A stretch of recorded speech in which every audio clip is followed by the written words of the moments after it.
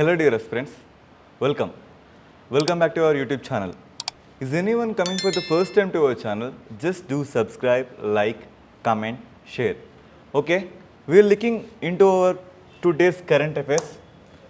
Yes, ఈరోజు current అఫైర్స్లో main థింగ్గా వచ్చింది మనకి రాష్ట్రపతి యొక్క issue. What are the issues with president and between supreme court and president, రాష్ట్రపతి మరియు సుప్రీంకోర్టు మధ్య జరుగుతున్న కాన్ఫ్లిక్ట్స్ ఏంటి అనే ఇష్యూస్ కింద మనం ఇక్కడ ఒక డిస్ప్యూట్ చేసండి. రాష్ట్రపతికి కాల పరిమితులు నిర్దేశించవచ్చా? ఎస్. అసలు టోటల్ ఈ కాంటెక్స్ట్ రావడానికి గల కారణం ఏంటి అంటే తమిళనాడు గవర్నమెంట్. ఈ తమిళనాడు గవర్నమెంట్లో ఏమైంది అంటే ఎంకే స్టాలిన్ వల్ల ప్రభుత్వం అక్కడ ఉండడం జరిగింది. అక్కడి గవర్నర్ రవి గారు, ఈయనకి ఆ స్టేట్ గవర్నమెంట్కి మధ్య జరిగిన కాన్ఫ్లిక్ట్స్ వల్ల ఈరోజు ఈ అంశం తెర మీదకి రావడం జరిగింది. సో గవర్నర్ ఇష్యూ కింద గవర్నర్కి మనం ఇప్పుడు బిల్స్ పాస్ చేస్తాం. గవర్నర్ దాన్ని ఆమోదించి అగ్రీ చేసి సంతకం చేస్తేనే ఒక బిల్ అనేది ఒక రాష్ట్రంలో చట్టంగా మారుతుంది. కానీ ఎంత కాలంలోపు అంటే దానికంటే ఒక టెన్యూర్, ఒక కాల పరిమితి అంటే విధించిందా? లేదు. సో ఎంత కాలంలోపు దాన్ని ఆమోదించాలి అనే విషయం రాజ్యాంగంలో ప్రస్తావించబడలేదు. సో ఆ ఇష్యూ కింద గవర్నర్స్ ఈ బిల్స్ని చాలా వరకు పెండింగ్ చేయడం జరుగుతుంది. ఈ కాంటెక్స్ట్లో భాగంగా ఇప్పుడు మనం ఈ న్యూస్ని చూడడం జరుగుతుంది. ఈ న్యూస్లో ఏంటంటే సుప్రీంకోర్టు ఏం చెప్పారు? సుప్రీంకోర్టు ఏం చెప్పింది అంటే గవర్నర్స్ మ్యాక్సిమం 3 months కంటే ఎక్కువసేపు డీలే చేయొద్దు అని ఒక వర్డిక్ట్ని ఇవ్వడం జరిగింది. ఆ వర్డిక్ట్లో భాగంగా మన ప్రెసిడెంట్ ద్రౌపది ముర్ము ఒక 14 క్వశ్చన్స్ సుప్రీంకోర్టుని వేయడం జరిగింది. ఆ క్వశ్చన్ కాంటెక్స్ట్లో భాగంగా ఈ ఎంటైర్ ఆర్టికల్ని మనం చూడడం జరుగుతుంది. సో ఇక్కడ ఇదంతా మనకు అవసరం లేదండి. జస్ట్ ఈరోజు మనకి ఈ కాన్ఫ్లిక్ట్ వచ్చింది. ఈ కాన్ఫ్లిక్ట్లో భాగంగా అంటే ఒక కరెంట్ అఫేర్లో మనకి ఈరోజు ఈ కాన్ఫ్లిక్ట్ మనకు కనబడుతుంది. సో ఈ ఎంటైర్ ఈ కాన్ఫ్లిక్ట్ మనకు అవసరం లేదు. అసలు స్టేట్ గవర్నర్ చేసే డ్యూటీస్ ఏంటి, ప్రెసిడెంట్ చేసే డ్యూటీస్ ఏంటి, అండ్ ఇందులో ద్రౌపది ముర్ము గారు అడిగిన 14 క్వశ్చన్స్కి రిలేటెడ్గా ఉన్న ఆర్టికల్స్ ఏంటి, వీటి మీద ఒక అస్పిరెంట్గా మనం నోట్స్ ప్రిపేర్ చేసుకోవాలి. అండ్ ఎగ్జామినర్ మెయిన్ ఫోకస్ కూడా దీని మీదే ఉంటుంది అండి. ఎస్, ఒకసారి చూద్దాం అసలు రాష్ట్రపతి అంటే ఏంటి. ఈయనకి మనకి ఎక్కడి వరకు ఆర్టికల్స్ ఉండడం జరిగింది? ఆర్టికల్ 52 ఏం చెప్తుంది? రాష్ట్రపతి ఒకరు ఉంటారు, ఈయన is the supreme commander of Indian defence system అని మాట్లాడుకోవడం జరుగుతుంది. ఈయనని ఎన్నుకునే విధానం గురించి, వీళ్ళు ఉండే థింగ్స్ కానీ, వీళ్ళ మీద నియమించే మహాభియోగ నిష్క్రమణ తీర్మానం కానీ, వీటన్నిటి గురించి మనం మాట్లాడుకోవడం జరుగుతుంది. ఈ టోటల్ కాంటెక్స్ట్లో మనం పాలిటీకి సబ్జెక్ట్ని రిలేట్ చేస్తూ ప్రెసిడెంట్ అనే టాపిక్ గురించి మాట్లాడుకోవడం జరుగుతుంది. అండ్ ఇక్కడ మనం ఏంటి అంటే ఈరోజు ద్రౌపది ముర్ము గారు ఆర్టికల్ 143ని ఉపయోగించుకోవడం జరిగింది. అసలు ఆర్టికల్ 143 ఏం చెప్తుంది అంటే ద అడ్వైజ్ ఆఫ్ జ్యుడిషియరీ అంటే న్యాయ సలహా రాష్ట్రపతి కోరవచ్చు. ఎప్పుడు రాజ్యాంగపరమైన విషయాల్లో కానీ, శాసనపరమైన విషయాల్లో కానీ ఎలాంటి సందేహాలైనా రాష్ట్రపతికి వచ్చినప్పుడు ఖచ్చితంగా రాష్ట్రపతి సుప్రీంకోర్టుని అప్రోచ్ అవ్వచ్చు. డైరెక్ట్గా సుప్రీంకోర్టుని అప్రోచ్ అవ్వలేరు. ఎవరి ద్వారా? అటార్నీ జనరల్ ద్వారా వీళ్ళు అప్రోచ్ అవుతారు. సో ఈ ఆర్టికల్ 143ని ఉపయోగిస్తూ రాష్ట్రపతి ద్రౌపది ముర్ము గారు 14 క్వశ్చన్స్ సుప్రీంకోర్టుని అడగడం జరిగింది. ఈ కాంటెక్స్ట్లో మనం చూస్తున్న మెయిన్ థింగ్ ఏంటంటే జ్యుడిషియల్ రివ్యూ అంటే న్యాయ సమీక్ష. జ్యుడిషియల్ రివ్యూ అనే ఒక అంశాన్ని మనం లైమ్లైట్లో చూడడం జరుగుతుంది. సో ఇక్కడ న్యాయ సమీక్ష అనే అంశం మీరు తెర మీదకి వచ్చింది కాబట్టి ఇంతకుముందు న్యాయ సమీక్ష ఎప్పుడు వచ్చింది, దీన్ని మొదటిసారిగా వాడిన కేసెస్ ఏంటి అనే కాంటెక్స్ట్లో మీరు ఈ క్వశ్చన్స్ని అబ్జర్వ్ చేయవచ్చు. సో ఇప్పటి వరకు ఈ న్యాయ సలహాలు 15 సార్లు ఇండియాలో అడగడం జరిగింది. ఈ న్యాయ సలహాని సుప్రీంకోర్టు జడ్జిల్ని నియమించేటప్పుడు కొలీజియం యొక్క సలహా తీసుకోవాలా వద్దా, is it mandatory or not to take advises from collegium అనే పర్స్పెక్టివ్లో మనం 4 జడ్జెస్ కేసుని కూడా చూడడం జరుగుతుందండి. 1981లో కానీ, 1993లో కానీ, 1919లో కానీ, 2005లో కానీ. సో ఈ రకంగా మనం రెట్రోస్పెక్టివ్లో భాగంగా ఇవన్నీ అంశాలు చూడొచ్చు. సో ఈరోజు ఆ 14 క్వశ్చన్స్ ఏంటి ద్రౌపది ముర్ము గారి దగ్గర నుంచి వచ్చినాయంటే, సో మనం ఈ కాంటెక్స్ట్లో ఆర్టికల్ 200ని చూడొచ్చండి, ఆ తర్వాత 201ని చూడొచ్చు, ఆ తర్వాత 131ని చూడొచ్చు, 142ని చూడొచ్చు. ఇక్కడ 200 ఏం చెప్తుంది అంటే గవర్నర్కి మనం బిల్స్ని పంపిస్తాం, ఆయన ఎంత టెన్యూర్లోపు ఆ బిల్స్ని ఆమోదించాలి అని రాజ్యాంగంలో ఎక్కడ లేదు. ఈ ఒక్క లూప్ హోల్ని వాడుకొని సో స్టేట్ గవర్నమెంట్కి సంబంధించిన బిల్స్ చాలా వరకు పెండింగ్ అవుతున్నాయి. దీని మీద జ్యుడిషియల్ రివ్యూ చేయొచ్చా? సో రాష్ట్రపతికి గవర్నర్కి మనం ఇలాంటి జ్యుడిషియల్ రివ్యూ చేయకుండా ఆర్టికల్ 361ని కూడా మనం ఇవ్వడం జరిగింది. ఈ విషయం మన అందరికీ తెలిసిందే. సో ఆర్టికల్ 361ని మీరు వయలేట్ చేసినట్టు అవుతుంది కదా మా మీద జ్యుడిషియల్ రివ్యూ చేస్తుంటే అనే క్వశ్చన్ని మనం ఇక్కడ ఎక్స్పెక్ట్ చేయొచ్చండి. సో అదేవిధంగా ఒకవేళ గవర్నర్ ఆమోదించకుండా దాన్ని రాష్ట్రపతి యొక్క పరిశీలన కూడా పంపొచ్చండి. అప్పుడు రాష్ట్రపతి ఎంత కాలంలోపు నిర్ణయం తీసుకోవాలి అనే అంశం కూడా ఎక్కడ లేదు. ఈ విషయాన్ని కూడా ద్రౌపది ముర్ము గారు ప్రస్తావించడం జరిగింది. ఆ తర్వాత 131 అంటే సుప్రీంకోర్టుకి ఒరిజినల్ పవర్స్ ఉంటాయండి. అంటే సుప్రీంకోర్టు మాత్రమే డీల్ చేసే కొన్ని పవర్స్, కొన్ని అధికారాలు, వీటి పరిధిలోకి మమ్మల్ని కూడా మీరు లాక్కుంటారా అనే ఒక రకమైన క్వశ్చన్ కూడా మనం ఇక్కడ ఎక్స్పెక్ట్ చేయొచ్చండి. ఆ తర్వాత 142 కంప్లీట్ జస్టిస్, పూర్తి న్యాయం అనే థింకిందా మీరు మమ్మల్ని సుప్రీంకోర్టు పరిధిలోకి లేదంటే న్యాయ సమీక్ష పరిధిలోకి తీసుకురావడం జరుగుతుందా అనే ఈ ఆర్టికల్స్ రిలేటెడ్గా ద్రౌపది ముర్ము గారు 14 క్వశ్చన్స్ వేయడం జరిగింది. ఈ కాంటెక్స్లో భాగంగా ఈ అన్ని పాయింట్స్ని ఒక అస్పిరెంట్గా నోట్ చేసుకోవాల్సిన అవసరం ఎంతగానో ఉంది.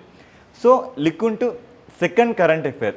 ఇక్కడ మీరు చూడొచ్చు, union cabinet approves 3700 crores HCL Foxconn semi conductor joint venture plan to set up in Jawahar.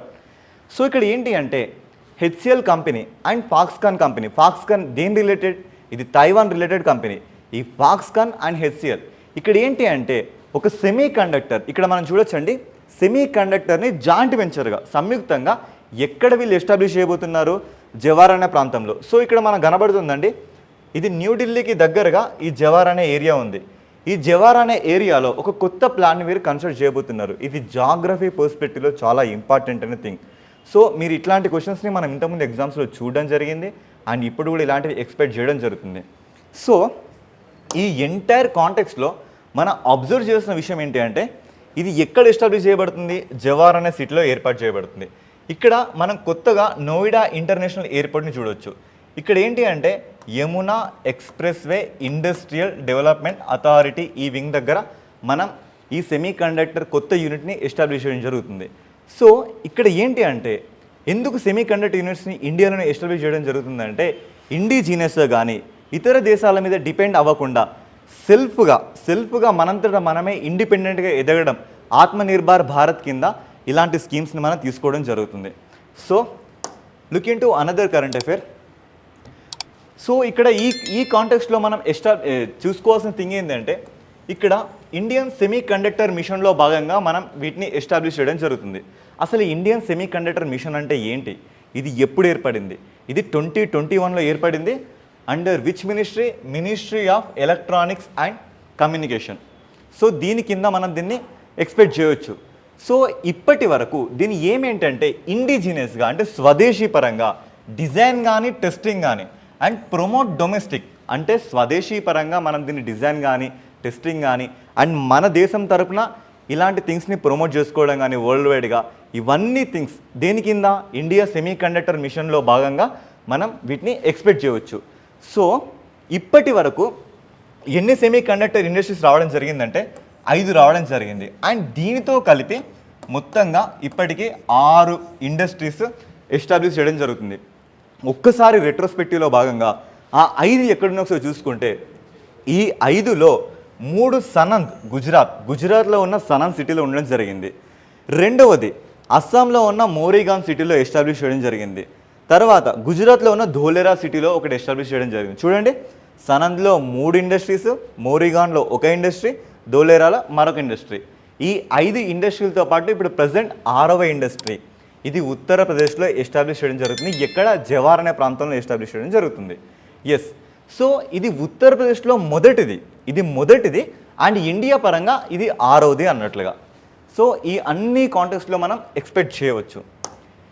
Next current affair చూసుకుంటే మనందరికీ తెలిసిన విషయమే ఏంటి అంటే పోలార్ శాటిలైట్ లాంచింగ్ వెహికల్లో భాగంగా మనం C61 శాటిలైట్ని ఏ రోజు మే 18న మనం లాంచ్ చేయడం జరుగుతుంది. ఎస్, మనం మే 18న C61 రాకెట్ని లాంచ్ చేయడం జరుగుతుంది. అసలు ఈ రాకెట్ ఏం చేస్తుంది, ఇది ఏంటంటే ఎర్త్ అబ్జర్వేటరీ శాటిలైట్ అండి. ఎర్త్ని అబ్జర్వేటరీ శాటిలైట్ అంటే ఇప్పుడు ఎర్త్ ఇలా ఉంటుంది, దీన్ని చాలా దగ్గర రేంజ్లో నుంచి మంచి క్లారిటీ ఇమేజెస్ని కానీ లేదంటే రిమోట్ సెన్సింగ్ చేయడం కానీ. రిమోట్ సెన్సింగ్ అంటే ఎస్పెషల్లీ ఏ ప్రాంతంలో ఏముంది, ఏ ప్రాంతంలో డెప్త్గా మనం ఎంతవరకు చూడొచ్చు, ప్రజెంట్ ఇప్పుడు ఆపరేషన్ సింధూర్లో భాగంగా మనం ఉగ్రవాద స్థావరాలని కూల్చేయడం జరిగింది కదా, ఇలాంటి థింగ్స్ అన్నీ మనకి ఇలా రావడం జరిగింది ఈ శాటిలైట్స్ వల్లనే కదా. సో ఈ శాటిలైట్స్ ఏం చేస్తాయంటే మంచి క్వాలిటీ ఇమేజెస్ని మనకి ప్రొవైడ్ చేయడం జరుగుతుంది. అందులో భాగంగా ఈ C61 శాటిలైట్ని మనం ప్రయోగించడం, అండ్ దీంట్లో భాగంగా వీళ్ళు ఇంకా ఇప్పటివరకు జరిగిన చాలా విషయాల్ని రెట్రోస్పెక్టివ్లో భాగంగా రెమినిస్కింగ్ చేసుకోవడం జరిగింది. సో ఒక్కసారి మన ఇస్రో సాధించిన మైల్ స్టోన్ని చూస్తే మనం ఇక్కడ 1963లో మన ఫస్ట్ రాకెట్ లాంచ్ చేయడం జరిగింది. 1969లో ఇస్రో అనేది ఎస్టాబ్లిష్ అవ్వడం జరిగింది. 1975లో ఆర్యభట్ట రావడం జరిగింది. ఆ తర్వాత 1980లో మనం మొదటి శాటిలైట్ లాంచ్ వెహికల్ని యూజ్ చేయడం జరిగింది. 1984లో రాకేష్ శర్మ గారు చంద్రుడి మీదకి వెళ్ళడం జరిగింది. 2008లో చంద్రయాన్ 1 కానీ, 2013లో మంగళయాన్ కానీ, 2017లో ఒకే రాకెట్లో 104 శాటిలైట్స్ని పంపించడం కానీ, 2019లో చంద్రయాన్ 2 కానీ, 2023లో చంద్రయాన్ 3 కానీ, ఇవన్నిటినీ మనం ఇక్కడ మాట్లాడుకోవడం జరిగింది. అండ్ చంద్రయాన్ 1లో వచ్చిన సిరీస్లో భాగంగా చంద్రయాన్ 1 కానీ, 2 కానీ, 3 కానీ, రాబోతున్న 4 కానీ, దాని తర్వాత 5 కానీ, ఇవన్నిటిని ఇక్కడ మాట్లాడుకోవడం జరిగింది. అండ్ జపాన్తో మన ఇండియా చంద్రయాన్ 5ని ప్రయోగించబోతున్నట్లు కూడా మనం ఈ మీటింగ్లో చూడడం జరుగుతుంది. సో నెక్స్ట్ థింగ్ ఇక్కడ మీరు చూడొచ్చండి, ఏంటి అంటే ఇండియాస్ ఫస్ట్ మ్యాన్డ్ అంటే మానవ సహితంగా అంటే మనుషులతోని హ్యూమన్స్తోని deep sea ocean mission at 6000 meter depth to be launched by 2026 end.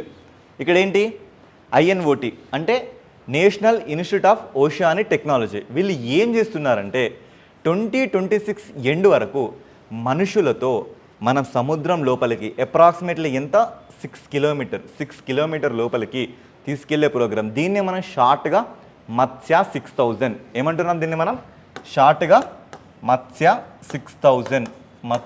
6000 మీటర్గా మనం దీన్ని పిలవడం జరుగుతుంది. సో దీన్ని మత్స్య 6000 అనే షార్ట్గా పిలవడం జరుగుతుంది. ఏం చేస్తారంటే మనిషి 3.5 లక్షల కిలోమీటర్ దూరం ఉన్న చంద్రుడి దగ్గరికి వెళ్ళడం జరిగింది, కానీ 6 కిలోమీటర్ల లోపలికి కూడా ఇప్పటివరకు వెళ్ళలేకపోతున్నారు సముద్రం లోపలికి. సో ఈ కాంటెక్స్ట్లో భాగంగా మనం ఇక్కడ మీకు కనబడుతుందండి, దిస్ ఇస్ మత్స్య క్యాప్సూల్. ఇది ఎంత వెయిట్ ఉంటుంది అంటే అప్రాక్సిమేట్లీ 25 టన్స్ ఉండడం జరుగుతుంది. ఇది టైటానియం మెటల్తోనే దీన్ని క్రియేట్ చేయడం జరిగింది. సో ఈ కాంటెక్స్ట్లో భాగంగా మనం ఏమైనా అబ్జర్వ్ చేయొచ్చు అంటే this is the first manned అంటే మనుషులతోని మనం సముద్రం లోపలికి తీసుకెళ్తున్నాం. ఈ విషయాన్ని ఎవరు చెప్పారు? National institute of oceanic technology director Balaji Ramakrishna గారు ఇది చెప్పడం జరిగింది. ఈ ఇన్స్టిట్యూట్ ఎక్కడుంది? చెన్నైలో ఉంది. ఇది ఎప్పుడు ఎస్టాబ్లిష్ అయింది? 1993లో ఎస్టాబ్లిష్ అయింది. అండ్ ఈ ప్రాజెక్ట్ ద్వారా ఇండియాకి ఏం లాభం అంటే జస్ట్ సముద్రంలో ఉన్న ఓషన్ మైనింగ్ కానీ, బయోడైవర్సిటీ కానీ, లేదంటే బ్లూ డెవలప్మెంట్ కానీ, ఇలాంటి ఏ కార్యక్రమాలైనా మనం దీని ద్వారా అచీవ్ చేయొచ్చు. అండ్ ఇండిజినియస్గా ఈ మత్స్య క్యాప్సూల్ని మనం తయారు చేయడం జరుగుతుంది. So look into another thing, ఇక్కడ మీకు IUCN కనబడుతుందండి. IUCN మనకి రెడ్ డేటా లిస్ట్ ఇస్తుంది కదా, అంటే అంతరించిపోయే థింగ్స్ గురించి మాట్లాడుతుంది. ఇది అప్రాక్సిమేట్లీ ఎన్ని ఇస్తుంది? ఒక 9 వరకు ఇస్తుంది. ఎలా అంటే ఎక్స్టెంట్ కానీ, ఎక్స్టెంట్ ఇన్ ద వైల్డ్ కానీ, క్రిటికల్లీ ఎండేంజర్ కానీ, వల్నరేబుల్ కానీ, నియర్ థ్రెటన్ కానీ, లీస్ట్ కన్సర్న్ కానీ, డేటా డెఫిషియెంట్ కానీ, నాట్ ఎవాల్యుయేటెడ్ కానీ, ఈ రకంగా రెడ్ డేటా బుక్ని ఇది పబ్లిష్ చేయడం జరుగుతుంది. ఈ పబ్లిష్లో భాగంగా మనకి ఈసారి పబ్లిష్ అయిన బుక్ ఏంటి అంటే that is primates in peril. అంటే ఏంటి అంటే మనుషుల జాతికి చెందిన థింగ్స్ అనేటివి అంతం అవ్వడానికి చాలా దగ్గరగా ఉన్నాయి అనే పర్స్పెక్టివ్లో ఇక్కడ మనం ఏం చూడొచ్చు అంటే world's 25 most endangered primates in 2023 and 25. ఈ రిపోర్టు ఎవ్రీ 2 ఇయర్స్కి ఒకసారి ఇవ్వడం జరుగుతుందండి. ఈ రిపోర్టు ఎప్పుడు ఇవ్వడం జరుగుతుంది? ఎవ్రీ 2 ఇయర్స్కి ఒకసారి ఇవ్వడం జరుగుతుంది. ఇక్కడ మీకు 2 థింగ్స్ కనబడుతున్నాయి. ఈ 2 థింగ్స్ ఏంటి అంటే, ఒకటి cross river gorilla, this is cross river gorilla, and Tapanuli orangutan. ఇక్కడ తపానులి ఒరాంగుటాన్ కనబడుతుంది. ఇవేంటి అంటే 25 ఎండేంజర్డ్లలో ఇవి ఉండడం జరుగుతుంది. సో ఈ ఎంటైర్ రిపోర్ట్ ఏం మాట్లాడుతుందంటే ఇది IUCN నుంచి రావడం జరిగిందండి. IUCN రిలేటెడ్గా, టెక్సాస్ రిలేటెడ్గా, USA రిలేటెడ్గా 2 ఆర్గనైజేషన్స్లు కంబైన్డ్గా జాయింట్గా కలిసి ఒక రిపోర్ట్ ఇవ్వడం జరిగింది. ఆ రిపోర్ట్ ఏంటంటే మీరు ఇక్కడ చూడొచ్చండి, PSG వింగ్, IUCN ఉన్న PSG వింగ్ అంటే ప్రైమేట్ స్పెషలిస్ట్ గ్రూప్. ఈ వింగ్కి చెందిన ఏంటి అంటే స్పెషల్ సర్వైవల్ కమిషన్. టీఎస్జీ వింగ్కి చెందిన స్పెషల్ సర్వైవల్ కమిషన్ వాళ్ళు ఎవరెవరితోనే అంటే యుఎస్ఏ బేస్డ్, ఇక్కడ మీకు కనబడుతుందండి IPS, international primatology society, and Texas based, ఈ టెక్సాస్ బేస్డ్లో రీవైల్డ్, ఈ ఇద్దరి కొలాబరేషన్లో ఈ రిపోర్ట్ రావడం జరిగింది. ఈ రిపోర్టు 12th ఎడిషన్ అండి, అంటే ఇది 12వ ఎడిషన్లో వచ్చిన రిపోర్ట్.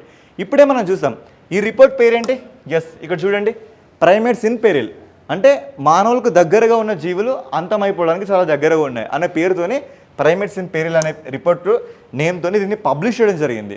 దీంట్లో దేన్ని వీళ్ళు ఎక్కువ అడ్రస్ చేయడం జరిగింది అంటే క్రాస్ రివర్ గొరిల్లా. ఇప్పుడే మనం చూస్తాం కదా, ఇది ఎక్కడ కనబడుతుంది, ఈ థింగ్స్ ఇంపార్టెంట్ అండి, క్యామెరూన్ అండ్ నైజీరియాలో కనబడుతుంది.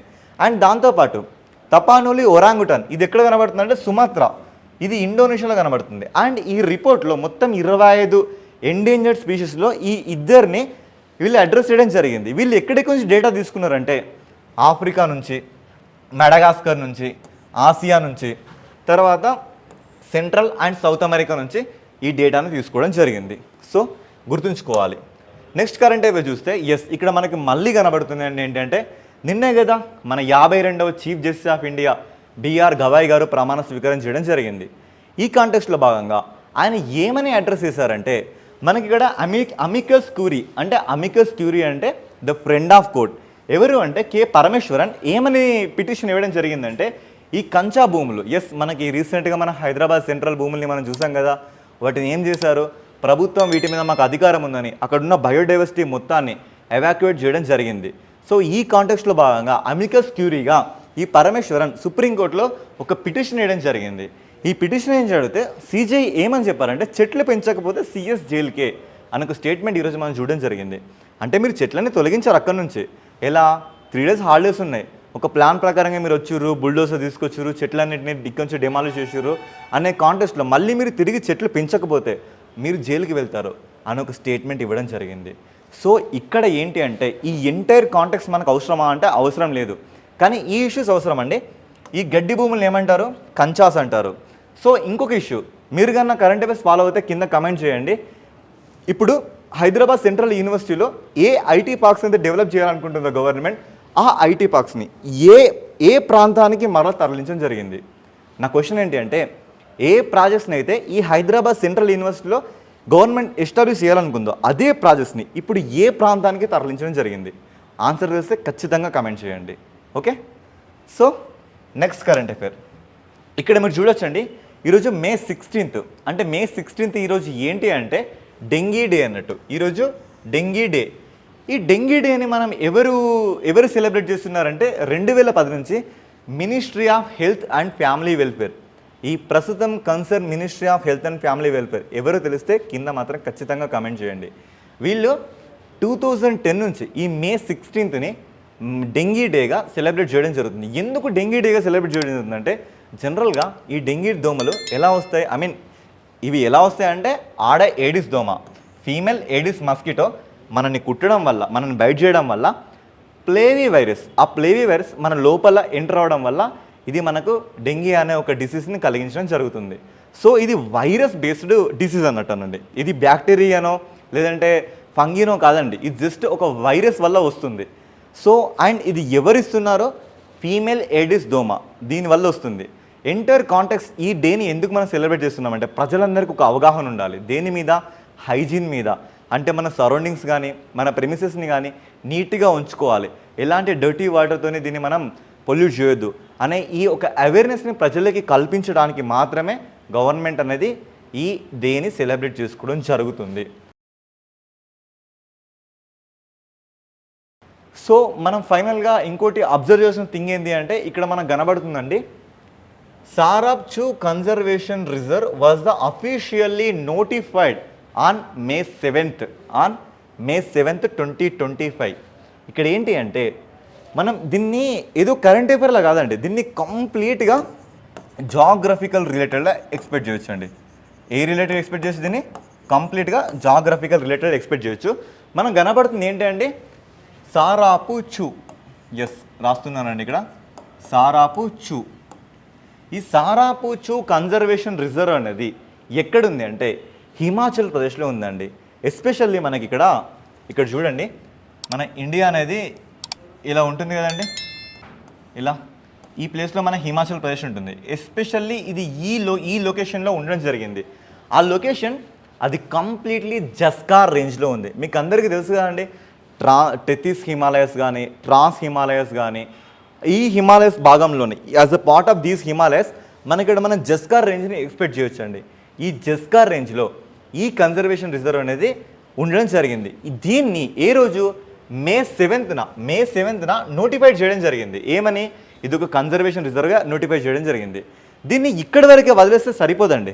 ఇప్పుడు మనకు కనబడుతుంది ఇదంతా స్పితి లోయ, అంటే హిమాచల్ ప్రదేశ్లో ఉన్న స్పితి లోయ అనే డిస్టిక్లో ఇది లొకేట్ అవ్వడం జరిగింది. సో దీనికి ఈస్ట్ ఏముంది, నార్త్ ఏముంది, సౌత్ ఏముంది, వెస్ట్ ఏముంది అనే కాంటెక్స్ట్లో కూడా మనం క్వశ్చన్స్ని ఎక్స్పెక్ట్ చేయొచ్చు అండి. ఈ నార్త్ సైడ్ కంప్లీట్ లదాఖ్ ఉండడం జరిగింది. సో ఇక్కడ మనకు కనబడుతుంది దీన్ని కంప్లీట్గా లదాఖ్ ఉండడం జరిగింది. ఇదంతా ఏంటి అంటే ఇదంతా కంప్లీట్లీ లదాఖ్ ఉండడం జరిగింది. ఆ తర్వాత కిబ్బర్ వైల్డ్ లైఫ్ శాంక్చురీ ఇక్కడ మీరు చూడొచ్చండి. ఇటు సైడ్ ఉన్న ఈ ఏరియా మొత్తం కిబ్బర్ వైల్డ్ లైఫ్ శాంక్చురీ అండి. ఏంటది? కిబ్బర్ వైల్డ్ లైఫ్ శాంక్చురీ. ఆ తర్వాత సౌత్కి ఉంది ఏంటి అండి, కబ్జీమా నాలా. ఇక్కడ మీరు చూడొచ్చండి, కబ్జీమా నాలా. ఇదంతా కబ్జీమా నాలా వైల్డ్ లైఫ్ శాంక్చురీ అండి. ఆ తర్వాత చంద్రతాల్ వైల్డ్ లైఫ్ శాంక్చురీ. ఇది ఎక్కడుంది? వెస్ట్కి ఉందండి. ఏంటిది? చంద్రతాల్ వైల్డ్ లైఫ్ శాంక్చురీ ఇక్కడ మనం చూడొచ్చు. అండ్ ఇక్కడ ఇంకో కాన్ఫ్లుయెన్స్ కూడా ఉంది, అంటే త్రివేణి సంగమం లాగా. అదేంటి అంటే యునామ్ రివర్ అండ్ చరప్ నాలా రివర్ ఈ ప్లేస్లో అండి. ఈ ప్లేస్లో మనం ఇంకో కాన్ఫ్లుయెన్స్ అంటే 2 నదుల సంగమాన్ని మనం చూడొచ్చు. ఆ 2 నదులు యూనామ్ నది అండ్ చరప్ నాలా నది. సో ఎంటైర్ కాంటెక్స్ట్ ఏంటి అంటే ఇది కరెంట్ అఫేర్లో ఈరోజు మనకు కనబడుతుంది. కన్జర్వేషన్ రిజర్వ్లో భాగంగా మనకి ఎక్కువ లదాఖ్లో కానీ హిమాచల్ ప్రదేశ్లో కానీ ఈ స్నో లిపర్స్ అంటే మంచు చిరుతలు మనకి ఎక్కువ కనబడతాయి కదా. సో ఆ కాంటెక్స్ట్లో ఈ ఏరియా మొత్తం బయోడైవర్సిటీలో చాలా రిచ్ ప్లేస్ని ఇది లీడ్ చేయడం జరుగుతుంది. ఈ కాంటెక్స్ట్లో భాగంగా మనం ఈ ఎంటైర్ కరెంట్ అఫేర్ని ఒక జాగ్రఫికల్ పర్స్పెక్టివ్లో చూడాలండి. ఏం పర్స్పెక్టివ్లో? ఒక జాగ్రఫికల్ పర్స్పెక్టివ్లో దీన్ని ఎక్స్పెక్ట్ చేయడం జరుగుతుంది. సో ఇక్కడ ఏంటి అంటే సింపుల్గా ఇక్కడున్న ఈ కన్జర్వేషన్ పేరు ఏంటి? సారాపూచు. దీనికి ఈస్ట్ సైడ్ ఏముంది? కిబ్బర్ వైల్డ్ లైఫ్ శాంక్చురీ ఉంది. నార్త్ సైడ్ ఏముంది? లదాఖ్ ప్లేచ్యూ ఉంది. వెస్ట్ సైడ్ ఏముంది? చంద్రతాల్ వైల్డ్ లైఫ్ శాంక్చురీ ఉంది. సౌత్ ఏముంది? కబ్జీ మనాలా ఉంది. అండ్ ఇక్కడ ఒక కాన్ఫ్లుయెన్స్ అంటే 2 నదుల సంగమం ఏంటి? యూనామ్ రివర్, చరప్ నాలా రివర్. ఇది కంప్లీట్గా ఏ రేంజ్లో ఉండడం జరిగిందండి? జస్కార్ రేంజ్లో ఉండడం జరిగింది. సో ఇవ్వండి ఈరోజు కరెంట్ అఫైర్స్. Thank you.